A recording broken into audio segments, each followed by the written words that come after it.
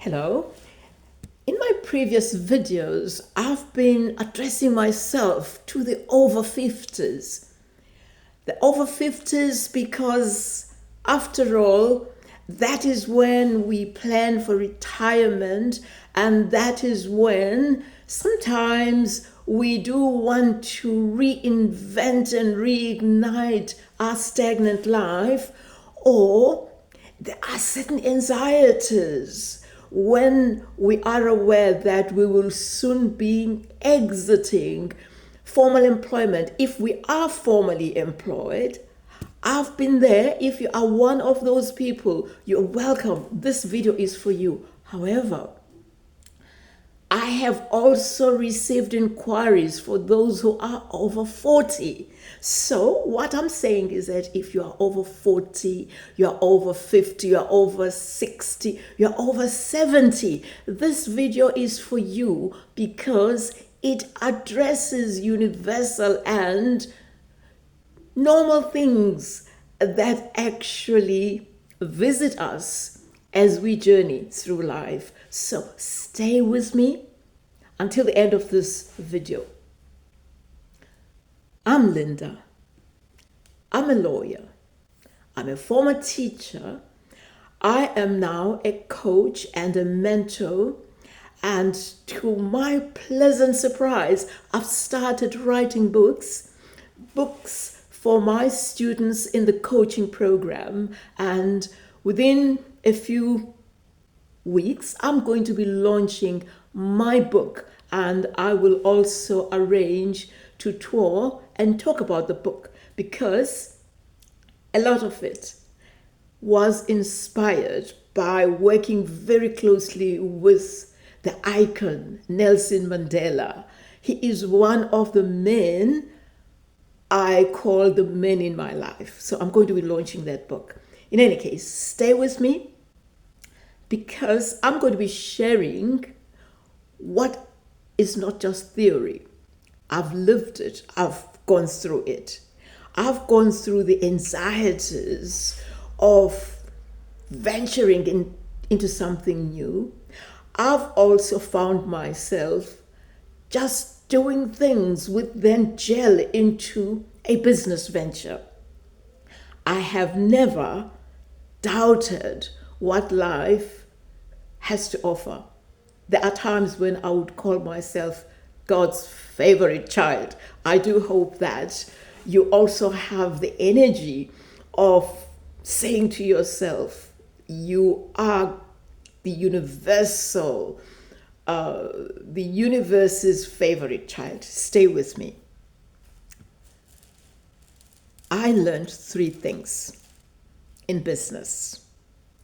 For instance, the videos I've been making and sharing with you, you will notice that I have been addressing myself mainly on the mind, shifting the mind from stagnation to a state that says, I'm able to do anything. A state that says there are beliefs that are limiting and I don't want those beliefs. A state that says, yes, the mind churns thoughts. Some thoughts don't serve me. And the fact that every morning it's important that I feel how I am and celebrate that I am just getting up and then I plan my day. So I've been focusing on that, and the reason I've been focusing on just the mind and shifting from the state of fear, anxiety, doubt, stagnation, it's because I wanted us to then address these very 3 stages of starting a business. The first thing, when you want to start a business, is that prepare. I've been talking about preparation, mental, emotional preparation, taking action. Preparation is very important. Knowing where your passion lies, knowing what your offer, what it is that you can offer. Some of my students say, I don't have anything to offer. And then I've been saying, as long as you're over 40, as long as you are over 50, you're over 60, you have lived. There are experiences, or there is an experience that is so vivid and strong and etched in your memory that you would like to share with your people, no matter how small they are, how you navigated that experience. The fact that you are here right now means that you've come a long way. You've been through stuff. You've made mistakes and you learned from those mistakes. So that is why I talk about preparation. In order for a business to take form, it's like it has a life. Prepare and prepare. The fact that these days we have mobile phones and we have people we communicate with via mobile phones, that is where you need to start. That is where you need just to send messages to friends, for instance, and indicate what you are thinking of. Invite them to comment, because you would be surprised, even if there are 5 people you trust, they will comment in a manner that adds value to what you are preparing to do. So I'm saying preparation. Just to share my experience, as I was preparing to launch a business, I also did a lot of research. It was desktop research, it was consulting people I trusted, and I also consulted a lot with myself, my inner self, because I didn't want to put my foot forward in a wrong way. So I also listened to a quiet inner voice that was guiding me. Obviously, there were thoughts that were doubtful thoughts. I ignored them and I took action. And the action I took, it was inspired by simple things like, when people approach me, what is it that they want from me? And then I discovered that I'm a coach. I discovered that I am a mentor. And I discovered that, lo and behold, I can make videos and move away from being so scared of putting myself out there. And that is why today I'm communicating with you. So that's the preparation. Also, my preparation involved investing in myself. I invested in a Launch You program. By the way, I am now an affiliate for Launch You. I am now an affiliate for the YA5K club, that is Alan Hamilton's club. That has been part of my planning to take my business to the next level, which I am going to be saying after preparation. Then what happens? You launch your business. When you launch your business, you are becoming confident that you know what to offer and you know to whom you are offering that offer. So it's important that when you move to the launch state, at least the basics are in place. And the basics, as I've indicated, you are mentally prepared, you are emotionally prepared, you've done research, you've spoken to friends and family you trust, and then you launch the business. You launch the business whether you want to go the digital route, I decided to go the digital route, or whether you want to start an e-business, that is to sell tangible products.